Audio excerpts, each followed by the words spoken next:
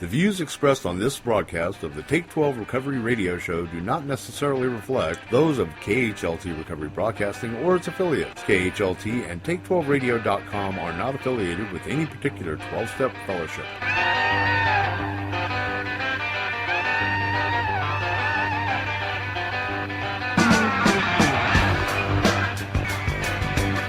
Remember me, I'm the one down on the floor, telling these people that I ain't there anymore.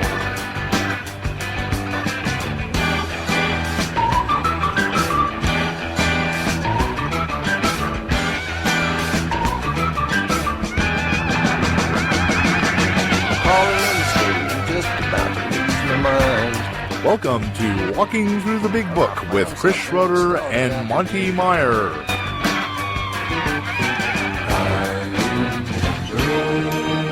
And now, here's those two guys who investigate prior to contempt, Chris and the Monty'man.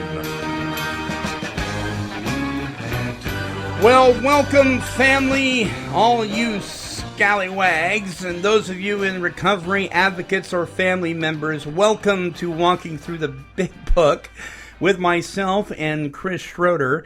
Chris, how you doing this week, buddy? I'm doing great, Monty. How was your week? It was most excellent. It's been very busy, of course, moving into our new building and dealing with the spiders. We got rid of a whole bunch of brush around the building, and that upset the whole spider population, and now they're trying to get in the building, and I'm not real fond of those suckers. But I think we got it down pretty good. But we're really happy to be here, and it's just another step forward in doing this thing for you guys, the listeners, and we're just loving it, man. We're weaving a tangled web. We are. And what did they say? Three chords together are is good stuff, man. And we've got some things going on that to listeners that we can't really disclose right at the moment, but we just got some things going on that are real positive, and I just encourage every one of you guys to write in and talk to us. Tell us what you think of the show. Our email address is take12radio@comcast.net. And just let us know what you're thinking. If you have any suggestions for any other shows or want to talk to us about any of the other programs, please feel free to do that.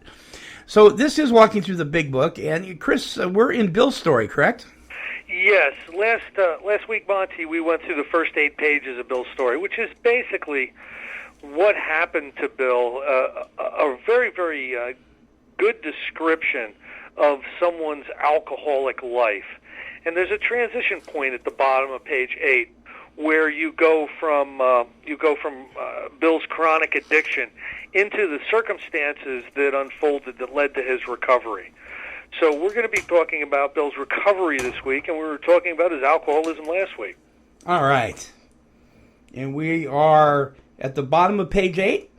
Yeah, I'm going to go ahead and get started. Okay. My musing was interrupted by the telephone. This is Bill talking about one of his last benders that he was on. The cheery voice of an old school friend asked if he might come over. He was sober.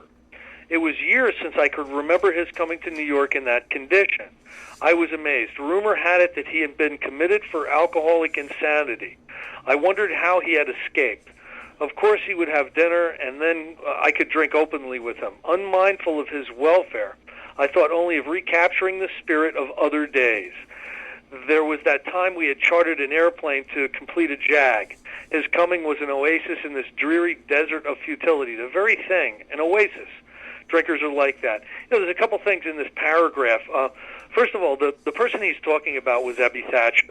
Mm-hmm. Now, Ebie's story, very, very briefly, was he knew Bill from Vermont. A lot of the people would summer in Vermont. It's been a long time since people with real jobs have had the ability to summer. I can't imagine going to your employer and saying, "Yes, I'll be summering in Vermont." You get a week or two now. Right. But back in the day, back in the 30s, people would summer. They would go away for the summer, and there was Ebie Thatcher, there was Roland Hazard, there was Shep Cornell, there was a bunch of crazy characters who used to drink together. Now, what happened with Ebie, basically was he had a couple of instances where he ran afoul of the law, as some of us do. One of them was he was drinking and driving, and he drove through the front of these people's house. He actually ended up in their kitchen in his car, and he rolls down his window and he goes, "Do you have a cup of coffee?" And the judge gave him a very, very stern warning. And a few short months later, his family has banished him to the summer house up in Vermont just to get rid of him because he's an embarrassment to the family. And he's going to go up there, but he's going to paint the house, and he's going to accomplish something. So, like a lot of alcoholics who were really down on the skids, he would paint for an hour or two and then drink the rest of the day. And this one day, he had finished painting a section of his house, and pigeons were flying near it, and he was afraid that they were going to mess up his paint job. So he walks outside with his shotgun and starts shooting at them. Now, this is in a residential neighborhood, and even back in the 30s, that was, looked on, with some disdain. Sure. And so again, he's in front of the judge. Now, Roland Hazard, who had gotten sober he's the one that they talk about with Carl Jung later on in the book. But he had gotten sober in the Oxford Group in New York. He had a house up in Vermont, and he intervened on Ebie's behalf. He basically went to the judge and said, "Look, if you release him, if you don't put him in jail and you release him, I'll take him out of state, and I'll be responsible for his actions. I know how he can recover." So the judge goes, "Fine, you can have him." The Hazard name was a very, very big name up there politically and everything else. So the judge said, "Go ahead, take him." So he actually took Ebie Thatcher down to New York, where at Sam Shoemaker's, he had the Oxford Group headquarters in New York. The Cavalry Mission is basically what it was. Right. And Roland took Ebie to the mission, put him through the ringer with the Oxford Group program, the spiritual rejuvenation program, and all of a sudden Ebie's sober. Now, what they did in the Oxford Group is they practiced witnessing, and witnessing was basically going out and trying to save other souls, much like it is today in a lot of religions. Mm-hmm. And so Ebie set his sights on Bill. He had heard Bill was drinking a lot, and he pays him a visit. And this is what Bill is setting up in this paragraph. I also really, really love the part where he says, I only thought about recapturing the spirit of older days. Monty, I don't know about you, but when I was drinking, I was always trying to recapture the really good times I had when I was drinking, when I felt good about my life. And that was mainly in high school and shortly thereafter. And here I am in my early 30s, still drinking and still hanging on to those good times and wondering where all those people were. It's kind of a very, very pathetic type of place to be. And I understand that a lot. Yeah. And the door opened and he stood there, fresh-skinned and glowing. There was something about his eyes. He was inexplicably different. What had happened? Monty, you see this also. You see this with people who get it. Mm-hmm. They're in their first year of recovery, and all of a sudden the lights come on. They've started to work the steps. Maybe they're going to some support group meetings, and all of a sudden you just see the lights come on, and their eyes come back to life. That's really what happens in recovery from alcoholism if everything is handled correctly. I pushed a drink across the table. He refused it. Disappointed but curious, I wondered what had gotten into the fellow. He wasn't himself. "Come, what's this all about?" I queried. He looked straight at me. Simply but smilingly, he said, "I've got religion." I was aghast. So that was it. Last summer, an alcoholic crackpot. Now I suspected a little cracked about religion. He had that starry-eyed look. Yes, the old boy was on fire, all right. But bless his heart, let him rant. Besides, my gin would last longer than his preaching. But he did no ranting. In a matter-of-fact way, he told how two men had appeared in court persuading the judge to suspend his commitment. They had told of a simple religious idea and a practical program of action, the Oxford Group. That was 2 months ago, and the result was self-evident. It worked. He had come to pass his experience along to me, if I cared to have it. I was shocked but interested. Certainly I was interested. I had to be, for I was hopeless. He talked for hours. Childhood memories rose before me. I could almost hear the sound of the preacher's voice as I sat on still Sundays, way over there on the hillside. There was that pro-offered temperance pledge I never signed. My grandfather's good-natured contempt of some church folks and their doings. His insistence that the spheres really had their music, but his denial of the preacher's right to tell him how he must listen. His fearlessness as he spoke of these things just before he died. These recollections welled up from the past. They made me swallow hard. That wartime day in Old Winchester Cathedral came back again. I had always believed in a power greater than myself. I had often pondered these things. I was not an atheist. Few people really are. For that means blind faith in the strange proposition that this universe originated in a cipher and aimlessly rushes nowhere. My intellectual heroes, the chemists, the astronomers, even the evolutionists, suggested vast laws and forces at work. Despite contrary indications, I had little doubt that a mighty purpose and rhythm underlay all.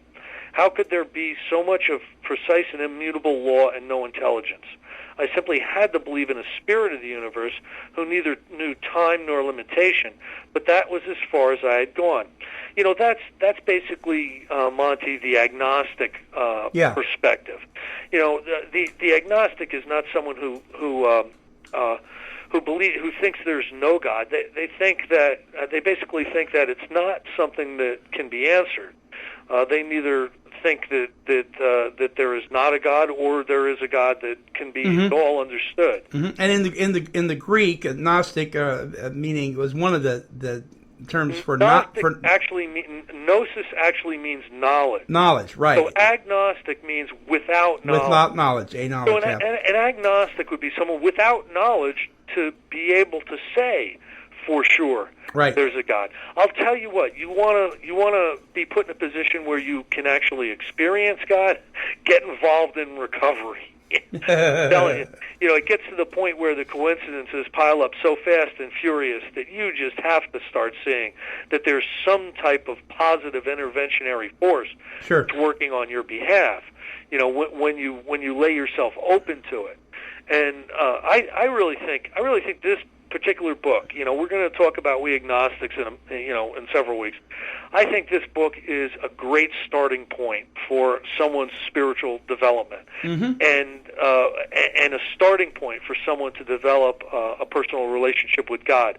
It's almost an instruction manual in doing so, you know. And what happened with Bill certainly brought him from, you know, believing that there's some type of underlying intelligence in the universe to a direct revelation of God. It actually did, and I believe that he was to the best of his ability, he was passing that on in this book. With ministers and the world's religions, I parted right there. When they talked of a God personal to me, who was love, superhuman strength, and direction, I became irritated, and my mind snapped shut against such a theory. It's not unusual for someone to get into recovery and have preconceived notions and prejudices against spiritual or religious matters. There's places in this book that begs you to lay aside those prejudices. Yeah.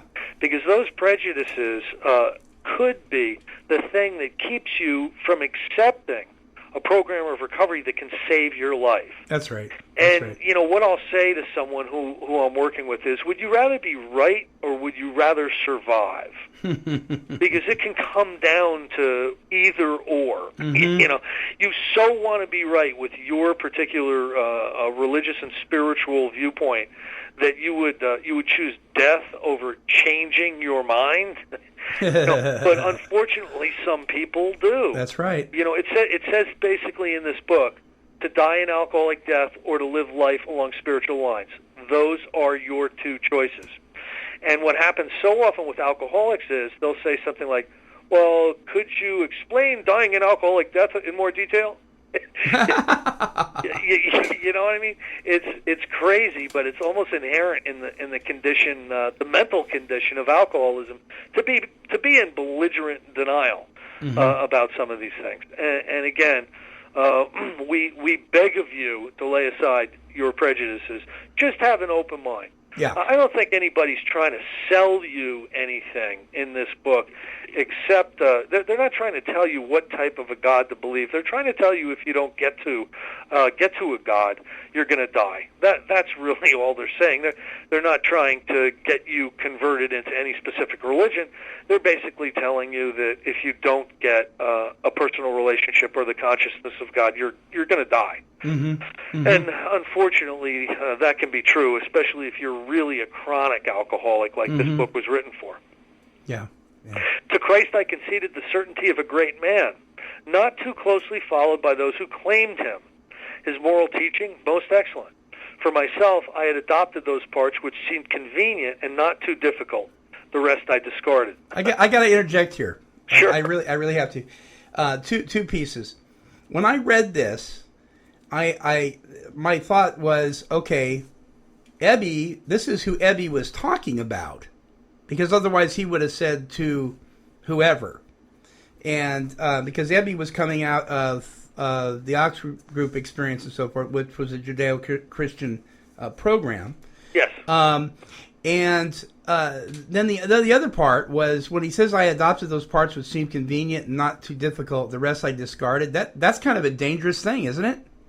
Well, just to back up a little bit, certainly the Oxford Group was Christian at its core and very evangelical. I mean, they really, literally, they had you out there witnessing to people on street corners, actually standing on soapboxes. I mean, this was a very, very profoundly Christian organization. Now, my own personal thoughts on what happened and why it changed. That's a big controversy in our area. There's a bunch of Christian people are basically saying that Alcoholics Anonymous needs to go back to its Christian roots, and certainly its roots were very, very Christian. A couple of things that happened. One of them was Bill Wilson and his crew were kind of pushed out of the Oxford Group. Now, there's an actual letter of apology from Sam Shoemaker, and that's in the archives somewhere. He basically related to Bill years later, we had no idea the significance of what you were putting together here, Bill. We just saw all of you as a pain in the butt. Because what would happen is Bill would drag people off of bar stools, out of the Bowery, out of psych units, out of mental hospitals, and drag them in, and they would be out of control in these Oxford Group meetings. It would be like everybody's having a nice church service, and all of a sudden 5 or 6 drunken wild men get brought into the church service by Bill Wilson. But somebody came up to Bill and said, "Bill, take these people somewhere else." So what he did was he kept the stuff that seemed to work for him and for other people while he was developing the structure for Alcoholics Anonymous, while he was developing the structure for this book. And I'm not going to say that this is right or wrong, Mon. Yeah. It is what it is. Yeah. He basically developed this into a non-denominational, non-religious program. He felt that the principles were strong enough, the spiritual principles were strong enough to not have to be supported by any particular religion, and that would open the doors wide enough for people of all religions. Now, I'm not saying that's right or wrong. That's basically that's almost basically a personal opinion that each of us need to come to, but that's what happened. That's what he did, yeah. That's what he did, and he did it really against the wishes of the Akran Group, because the Akran Group, right up until the book was published, the Akran Group remained an Oxford Group, the alcoholic contingent of the Oxford Group. So there was some real bad blood, when Bill Wilson broke away and started his own thing. And if you ever hear any Clarence Snyder tapes, Clarence Snyder basically makes the claim that he started the first AA meeting ever because he was the first person who broke away from Akron and started a meeting and called it Alcoholics Anonymous in Cleveland. I think Bill was doing that prior. I think so to too. Clarence. Yeah. But Clarence makes that claim anyway. But anyway, Chris, really, let me ask really you. Akron held on as long as they could Yeah. to the Oxford group, and then they finally walked away from the Oxford group and started calling themselves Alcoholics Anonymous. Is there still kind of a rift between New York AA and Akron AA, so to speak? Is that still going on a little bit? I feel it. I'm not really the best person to talk about it. I mean, there are people who are at very high levels in some of the service entities, but it's felt in some of the literature.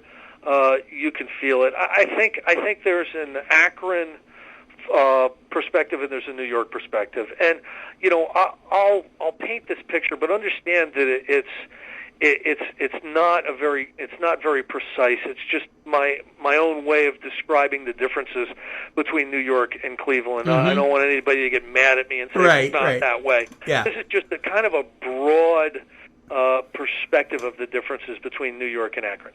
New York always wanted to be more psychological and less religious. Akron always wanted to be more religious and less psychological. Those are two things that are apparent when you study the literature. You study the history of Alcoholics Anonymous back in those days. New York was much more metropolitan, and it had probably a higher percentage of agnostics and atheists than Akron did. Dr. Bob still had the Bible on the podium, up until like 1950. When he chaired AA meetings, that wouldn't have been tolerated in New York. Mm-hmm. And when you look at the differences between New York and Akron, also you need to understand that New York's statistics were terrible. For people who walked through the door and meant business, New York's statistics were terrible. Akron and Cleveland's statistics were amazing. Mm. So that's an important characteristic to look at when you're deciding which type of recovery fellowship or perspective you're looking for. Mm-hmm. You want to increase your odds of being able to stay sober. I would be paying attention to the Ohio, how the Ohio people did it. I would not be paying attention to how they did it in the 40s in New York. And I still think probably if a detailed study was even possible, if you did a detailed study, you would probably find that the statistics in Ohio are still better than New York, mm-hmm. because a lot of this carries over to this day. Yeah. At least that's definitely my opinion. The wars which had been fought, the burnings and chicanery that religious dispute had facilitated, made me sick. I honestly doubted whether, on balance, the religions of mankind had done any good. Judging from what I had seen in Europe and since, the power of God in human affairs was negligible. The brotherhood of man a grim jest. If there was a devil, he seemed the boss universal, and he certainly had me. Now, this is also a perspective that a lot of people have in chronic alcoholism. Toward the end of my drinking, Monty, the thought of a benevolent God was far from me. Mm-hmm. Everything was going wrong. If someone would have said to me, "There absolutely is a God," I would have seen him as some sort of cosmic Alan Funt, because one terrible thing after the other was happening to me. However, I was caught up in alcoholism, and I believe that since the days of Adam and Eve, when we'd been given free will, I think we have every right in the world to totally screw up our life. Yeah, sure we do. And I wasn't practicing spiritual principles. I wasn't seeking to try to align myself with God's will. I was getting what I was getting. I just had a real negative perspective, like Bill did, on the world. Mm-hmm. But my friend sat before me, and he made the point-blank declaration that God had done for him what he could not do for himself. His human will had failed. Doctors had pronounced him incurable. Society was about to lock him up. Like myself, he had admitted complete defeat. Then he had, in effect, been raised from the dead suddenly taken from the scrap heap to a level of life better than the best he had ever known. Had this power originated in him? Obviously it had not. There had been no more power in him than there was in me at that minute, and that was none at all. That floored me. It began to look as though religious people were right after all. Here was something at work in a human heart which had done the impossible. My ideas about miracles were drastically revised right then. Never mind the musty past. Here sat a miracle directly across the kitchen table. He shouted great tidings. I saw that my friend was much more than inwardly reorganized. He was on a different footing. His roots grasped new soil. Despite the living example of my friend, there remained in me the vestiges of my old prejudice. The word God still aroused a certain antipathy. When the thought was expressed there that there might be a God personal to me, this feeling was intensified. I didn't like the idea. I could go for such conceptions as creative intelligence, universal mind, or spirit of nature, but I resisted the thought of a czar of the heavens, however loving his sway might be. I have since talked with scores of men who felt the same way. I almost think it's universal. Somebody coming into recovery. But the thing I don't get though, it's what a wonderful thing. To me, I would be going, wow. This universal spirit or whatever loves me. I don't see how somebody could balk against that. I don't get it. When you're still stinking of gin and you've ruined your life and your wife is working because you can't, and you're making the gin in the bathtub, and you've been evicted 13 times and in the hospital 9 times that year, it's very difficult to shout for joy. When somebody comes up and 12 steps you the way Ebie did. But the important thing is he put it in Bill's mind that there may be a possible recovery opportunity with this thought of God. And listen, the truth sometimes haunts us. I don't know about you, but every once in a while someone would come up and look me right in the eyes and tell me the truth. And the first thing that would happen is I would get very, very angry. That's true. But you have to internalize it because it's going to gnaw away at you. It's truth, and deep down inside you, you know that it's true, and you have to figure out a way to deal with it. I know that's happened to me several times, probably more than that in my life. The teachers that made me mad at first were some of the ones that I learned the most from. And I think Bill going through a very unsettled time sitting in front of Ebie was probably a good thing. It was disturbing him about his alcoholism, and it was disturbing him about the possible means of recovery. Listen, the day I tried to get sober, if somebody came up to me and said, Chris, Jesus is your answer, I would have gotten upset with them, and I wouldn't have thought it was true. It could have been true. Mm-hmm. You know what I mean? It could have been the most profound statement ever made to me, but my mind was not ready to wrap around it. Mm-hmm. You know what I'm saying? Mm-hmm. Mm-hmm. No, but sometimes those disturbances start to prepare us for accepting the truth about ourselves and about what we need to take responsibility for. And I think Bill was shaken to the core during this meeting. He never forgot it. He talked about sitting at that kitchen table with Ebie the rest of his life. So it was a very, very meaningful experience to him. And he was not yet at that moment ready to accept God as his father, as the principal in his life, or as the director, like the third step states. But he was starting to become willing to change his mind, and that's a very, very important point. My friend, and of course he's arguing with Ebie. He doesn't say this in the book, but he's telling Ebie he's cracked and all this. Yeah. My friend suggested that and Ebie started to get mad. This is what Ebie remembered. I've heard tapes of Ebie. He remembers he finally got frustrated with Bill, and this is what he said. My friend suggested what then seemed a novel idea. He said, "Why don't you choose your own conception of God?" And he said that out of frustration. Mm-hmm. That statement hit me hard. It melted the icy intellectual mountain in whose shadow I had lived and shivered many years. I love that line. The icy intellectual mountain in whose shadow I had lived and shivered many years. I was an intellectual. I really thought I was an intellectual back when I was drinking. And that intellect was never going to get me out of my alcoholic dilemma. It's not the intellect that saves you. It's the spirit. You know, so he started to change his mind. I stood in the sunlight at last. It was only a matter of being willing to believe in a power greater than myself. Nothing more was required of me to make my beginning. I saw that growth could start from that point. Upon a foundation of complete willingness, I might build what I saw in my friend. Would I have it? Of course I would. And this is another part where he's kind of exaggerating. He went off and he relapsed.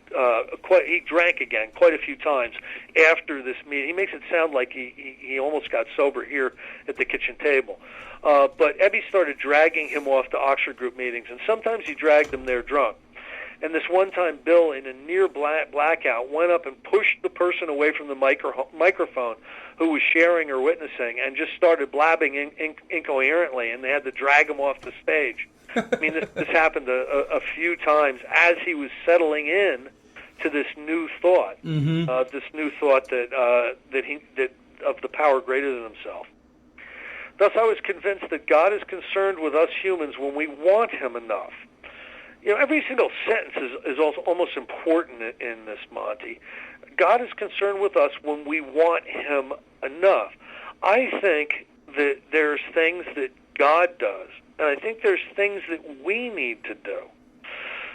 We need to participate in the building and maintenance of our spiritual condition. We need to participate in that of our free will. And if we do so, we put ourselves in the sunlight of the Spirit where God can shine down and relieve us of our alcoholism and relieve us of our gravest shortcomings. I truly believe that because it's been my experience and my experience when I've worked with other people.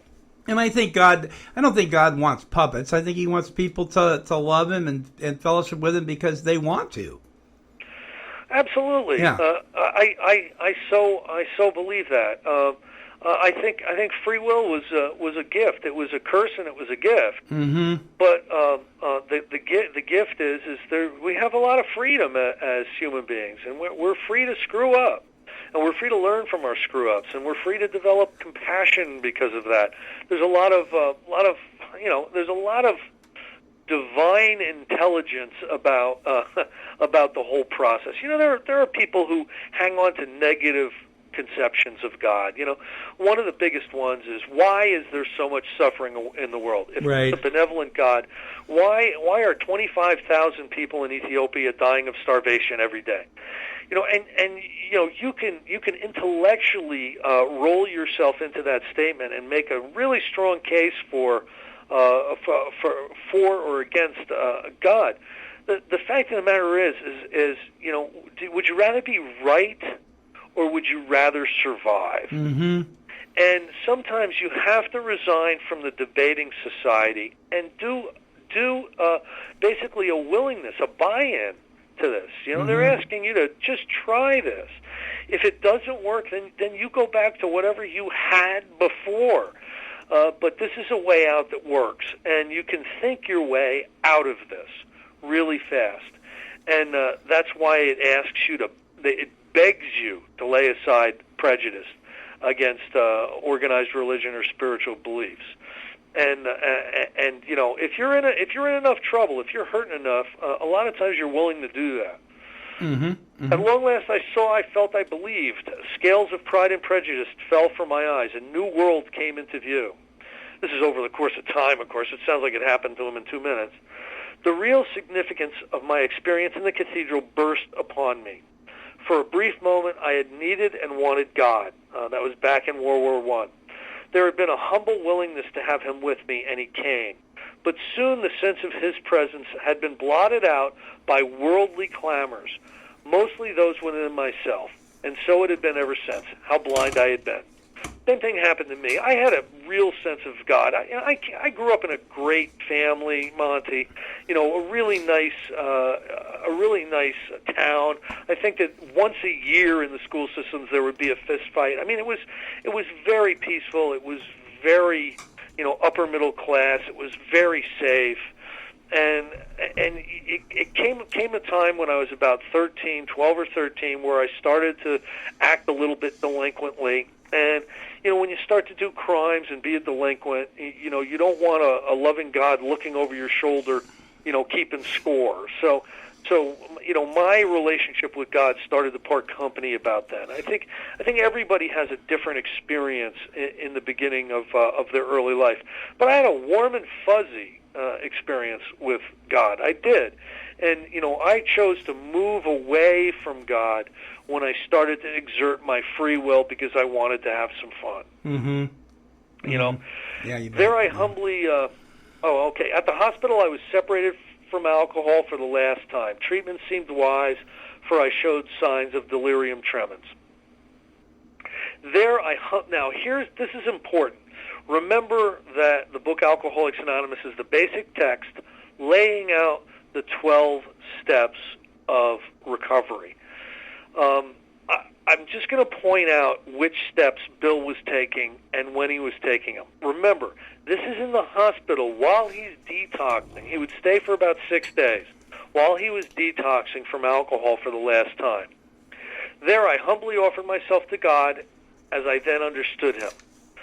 That's basically the third step, to do with me as he would. I placed myself unreservedly under his care and direction. I admitted for the first time that I of myself was nothing, that without him I was lost. Okay, that's basically a nice picture of someone's third step affirmation. Yeah.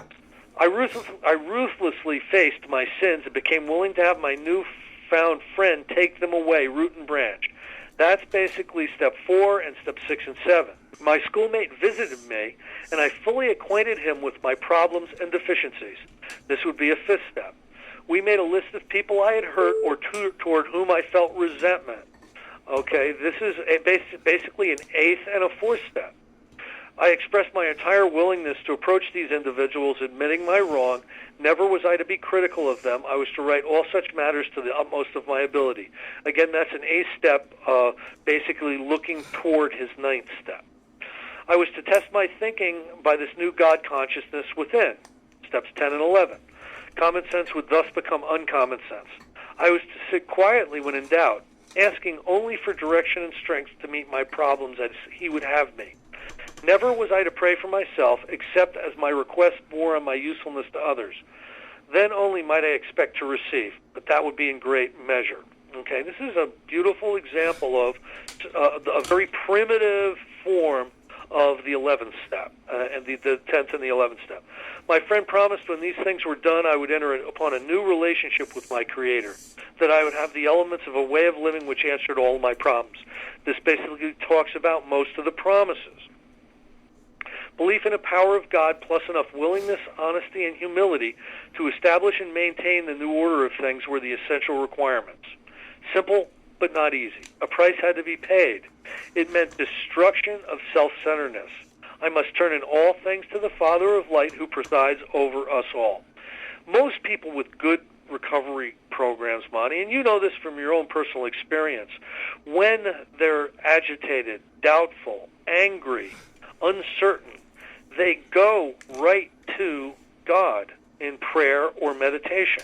Yep. It's a very, very valid, operational methodology. Mm-hmm. There is so much power in it.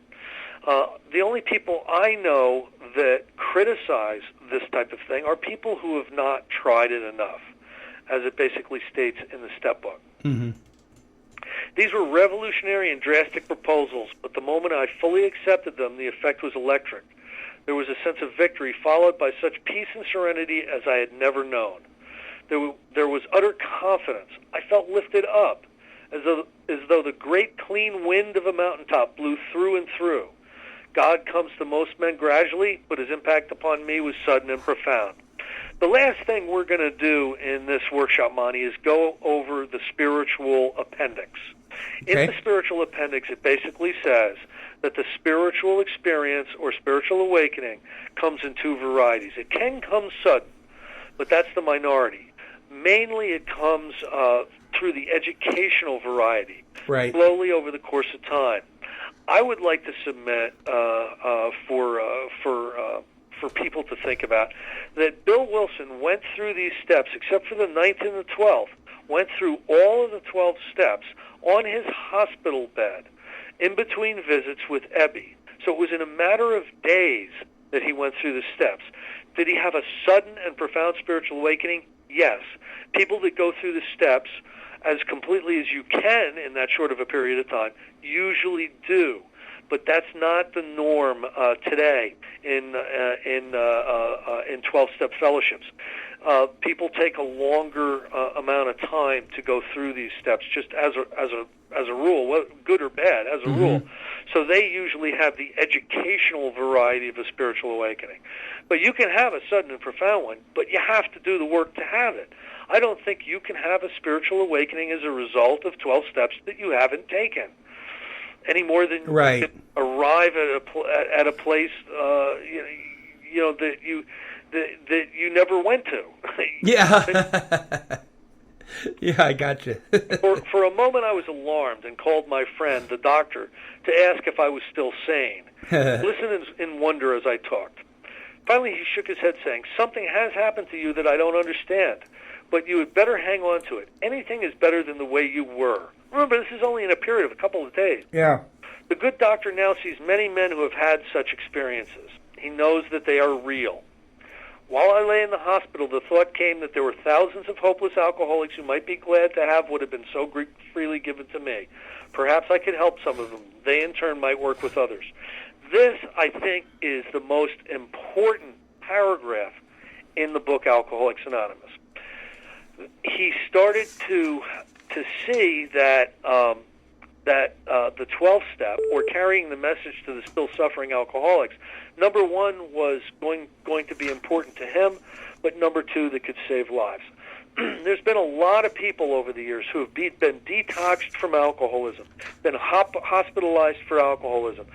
For the past 2,000 years, people had sought some type of medical treatment for alcoholism.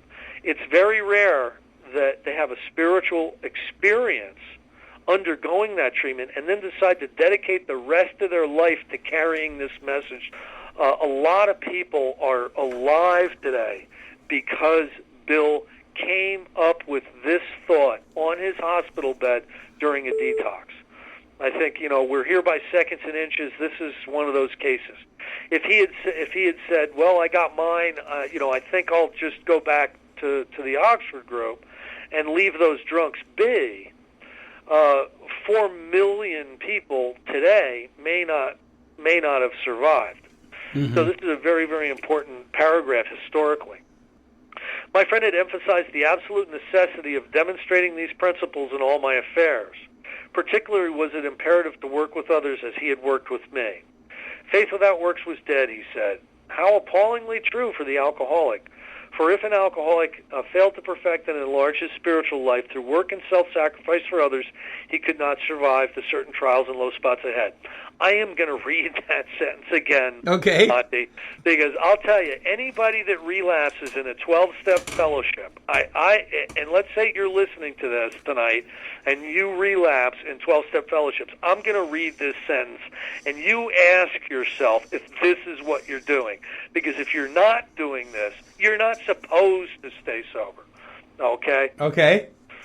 For if an alcoholic failed to perfect and enlarge his spiritual life through work and self-sacrifice for others, he could not survive the certain trials and low spots ahead.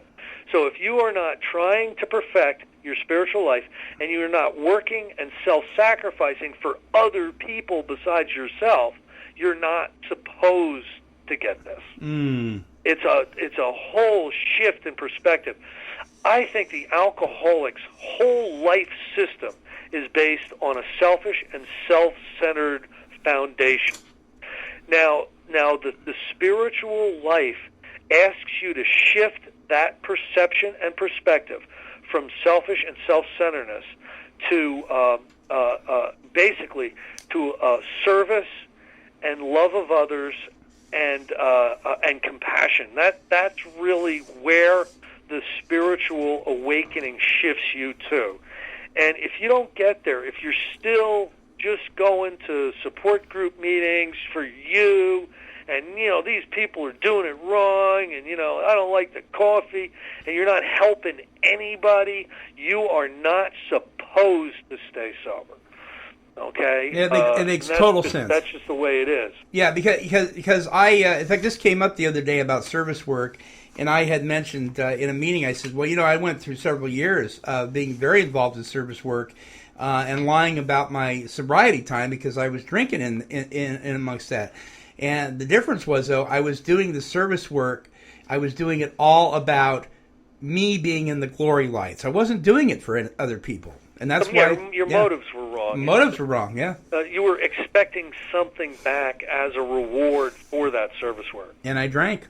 Yeah, and that can happen too. That can definitely happen too.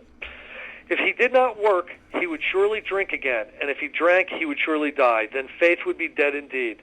With us, it is just like that. My wife and I abandoned ourselves with enthusiasm to the idea of helping other alcoholics to a solution of their problem. I think he was more enthusiastic than Lois was. It was fortunate for my old business associates remained skeptical for a year and a half, during which I found little work. I was not too well at the time and was plagued by waves of self-pity and resentment. This sometimes nearly drove me back to drink, but I soon found that when all other measures failed, work with another alcoholic would save the day. Many times I have gone to my old hospital in despair. On talking to a man there, I would be amazingly lifted up and set on my feet. It was a design for living that works in rough going. This is another important point that I think has been missed by a lot of the support groups today. One of the most important points in the early days when Bill Wilson was developing Alcoholics Anonymous was the fact that you need to go and find drunks to work with.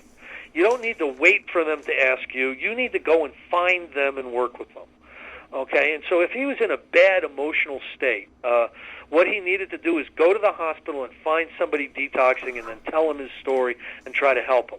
I wish everybody in recovery was doing that today.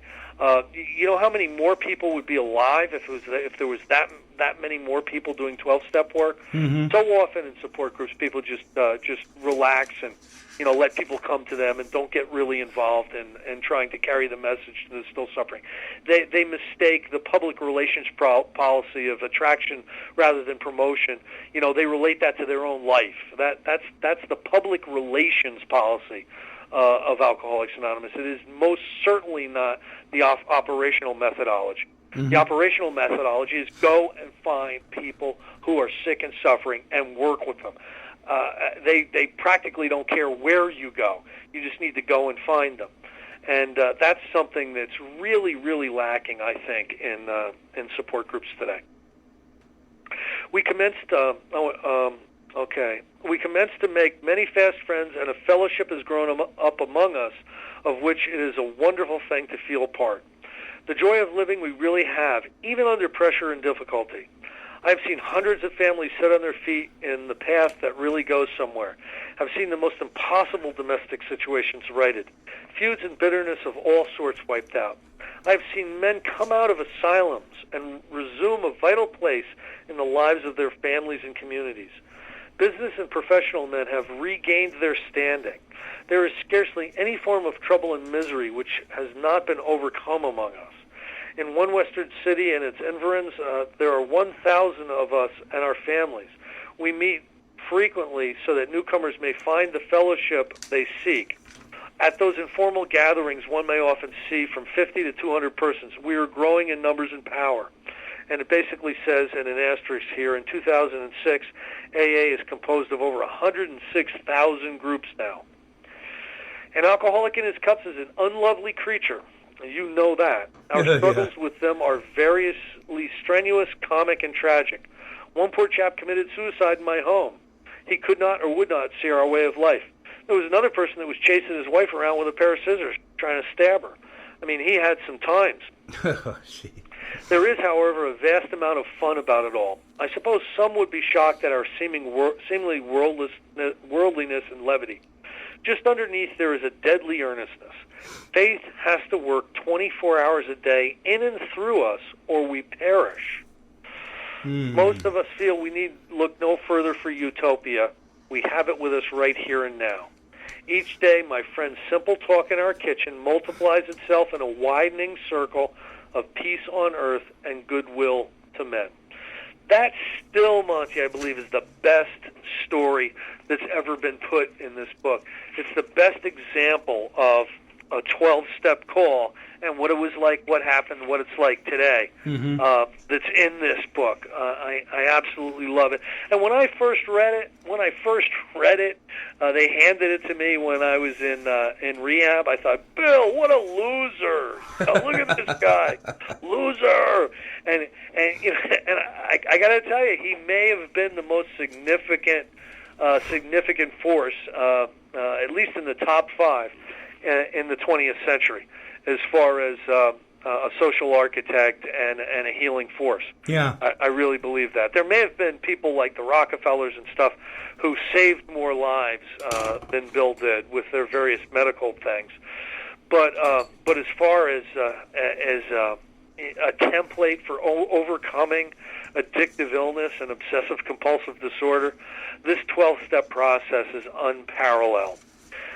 Any legitimate treatment center for addiction or alcoholism has to incorporate the 12 steps, the 12-step principles, or its outcomes are going to be drastically decreased.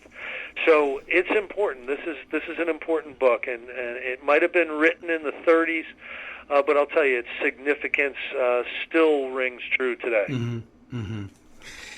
Wow, a lot of stuff in Bill's story, and what so many people. And every time I read this, I identify with it more and more. When I first read it, you know, I was like, I don't know. I mean, the guy's a businessman, blah blah blah blah.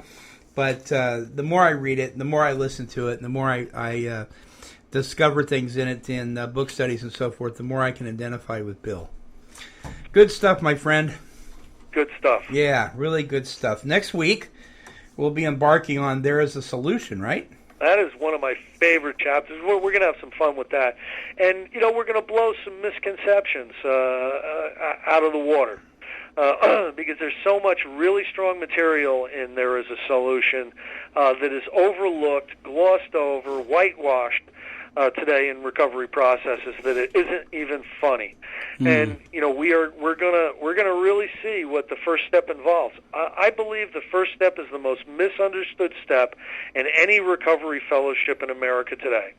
I hesitate to even give you the statistics, I believe, of the amount of people who misunderstand it. But let me just put it this way. It's high.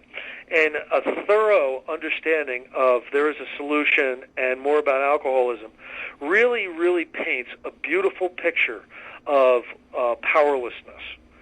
And I think an inner admission to powerlessness is really necessary to make it through the rest of the steps.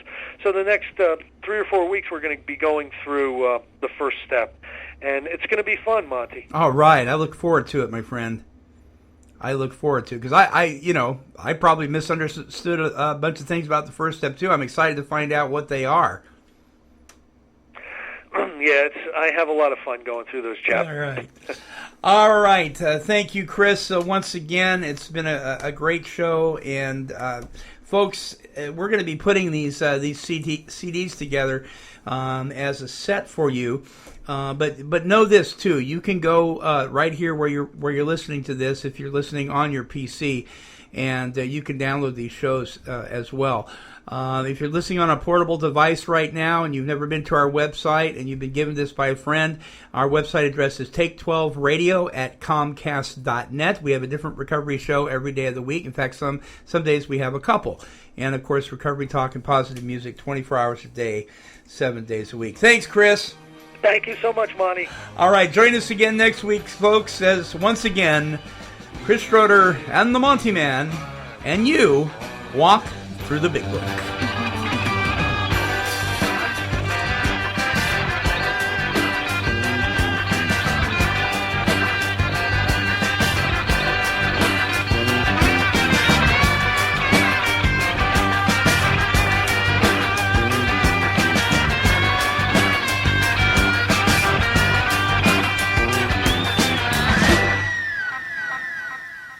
This has been a broadcast of KHLT Recovery Broadcasting.